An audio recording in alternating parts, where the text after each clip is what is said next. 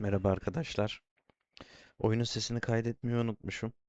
Ben de çözümü kendi ses efektlerimi yapmakta buldum. Umarım beğenirsiniz. Bakalım nasıl olmuş.